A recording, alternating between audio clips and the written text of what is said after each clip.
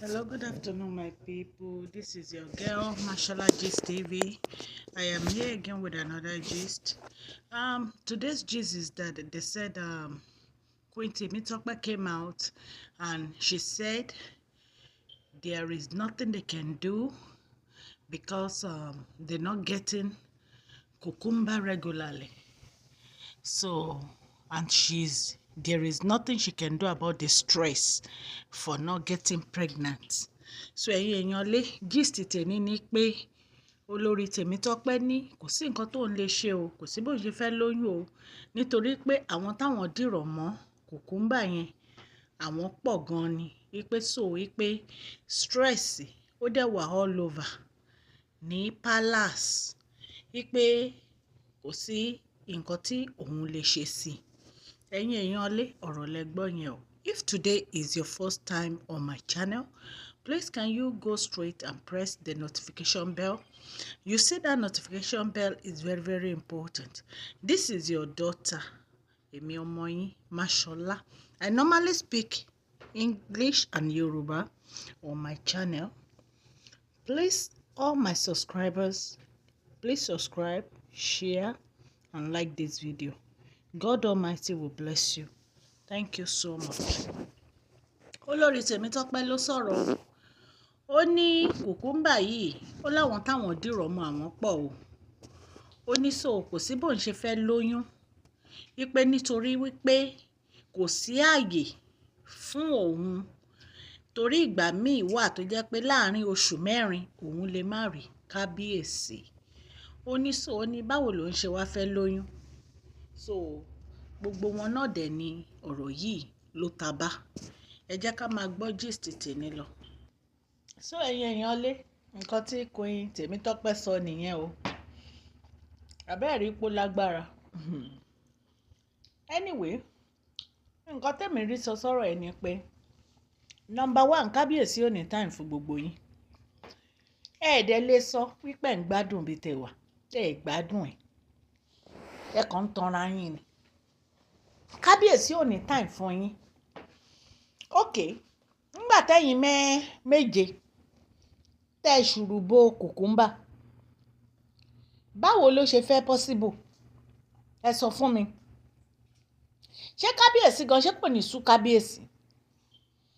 Nígbà téèyàn máa ń fi gbogbo ọjọ́ tó fi ń ṣe kinní, ṣé kò ní sú? Ó máa sú. So gbogbo pé ẹ̀ ń rojọ́ pé kò sí pregnancy yẹn, Olori Temitope, mi ì fi òpó wá important because ó yẹ kẹ́ ẹ ti mọ̀ wípé ó lè má sí pregnancy. Palace yẹn ẹ mọyì ẹ̀yin tẹ̀ wá ń bẹ̀. Ẹ pọ̀, ẹ̀yin méje ni. Kábíyèsí dẹ̀ ni bí wọ́n ṣe wà yìí, wọn wà òkè rárá.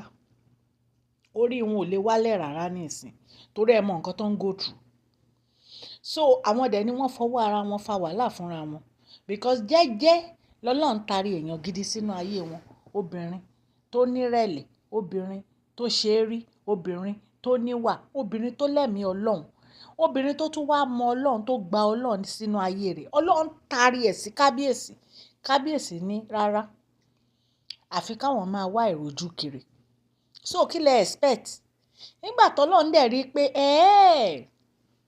mo fún ẹ ní wúrà, o wá mú wúrà yẹn o sọnù, kí ló tún wá fẹ́ kí n fún ẹ o? Fúnra ara wọn náà wọ́n fọwọ́ ara wọn gbé nǹkan tí ò yẹ kán gbé wọnú pálásì wọn. Wọ́n dẹ̀ ti gbé wọnú pálásì wọn báyìí, ojú wọn ti wálẹ̀. So ẹ lè sọ fún mi pé inú yín ń dùn níbi tẹ́ wà. This palace is full of heaviness, is full of jealousness, is full of competition. Ẹ lè nínú yín dùn níbi tẹ́ wà. So ẹni tí inú ẹ̀ ò dùn báwo ló ṣe fẹ́ lóyún? Ẹ sọ fún mi. Kò possible. À ń ṣe rí, kò sí nǹkan téèyàn ń ṣe láyé tí ò ní kéré. Ẹ ń gba èrè ẹ̀san yín ni. Torí gbogbo yín ẹ ṣe ẹsẹ̀ ṣóṣòṣò lẹ́yọ kọ̀ọ̀kan. Ẹ ń ṣe ẹsẹ̀ ṣóṣòṣò lẹ́yọ kọ̀ọ̀kan wọnú palace. Ẹ mú ẹni tó ní ọkọ ẹlẹ́dàánù, ẹ wá gba palace. Ẹ wá ń sọ̀rọ̀ pregnancy. Ṣé kábíyèsí gan ṣé bí wọ́n ṣe wà yẹn ṣán wà òkè? Ṣé ọkàn wọn balẹ̀? ọkàn kábíyèsí ò balẹ̀. You can see it all over his face that is stressed out. Stress ó ti bo gbogbo ojú kábíyèsí. Nígbà tí Queen Naomi wà ní palace, tẹ́ bá rí kábíyèsí bó ṣe fresh. Kábíyèsí fresh, ọkàn wọn balẹ̀. Bọ̀ ní ìsìn wàhálà ni lọ́tùn lósì, wàhálà ni lọ́tùn lósì. Bí wọ́n parí ìjà Tóbi àti èèyàn kan, a parí ìjà ti Ashley àti Mariam. Bí wọ́n parí ti Mariam, gbogbo yín, I just don't understand. Olórí Ronke nìkan ló tún wà peaceful. But all of you is always one fight after the other. Nǹkan tí èèyàn bá ṣe ló máa gbèrè ẹ̀ náà. The way bẹ́ẹ̀ ṣe wọ palace yẹn kò dáa. Kò dáa rárá.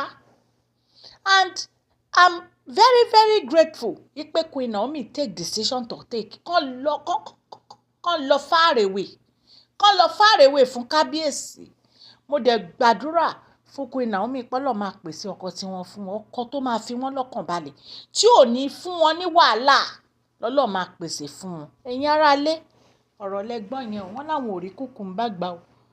So èmi ò dẹ̀ mọ nǹkan tí kábíyèsí fẹ́ ṣe. Ṣé wọ́n fẹ́ lọ ṣe artificial Kumbaya ni? Àmọ́. So bọ́rọ̀ ṣe rí nìyẹn o. Tá bá tó rí gist mi àtún máa mú wá fún èmi ọmọ yín ni o, Máṣọ́lá. Ẹ̀yin tẹ́ bá ti subscribe, ẹ lọ subscribe o, because àwọn videos kan wà tí mo fẹ́ post tó yẹ pé ó ń gbóná fẹlifẹli, so that ẹ máa tètè rí. Bẹ́ẹ̀ dẹ̀ ṣe ń subscribe, tẹ́ ń like, tẹ́ ń share. Ọlọ́run Elédùmarè á bá mi bù sí àpò yín. Ọwọ́ yín kò ní kàn sàlẹ̀ àpò o. Òkè òkè lọ́lá yín á máa lọ o. Ẹ ṣé o. Mo dúpẹ́ o. Share this video, like and subscribe. God bless you all.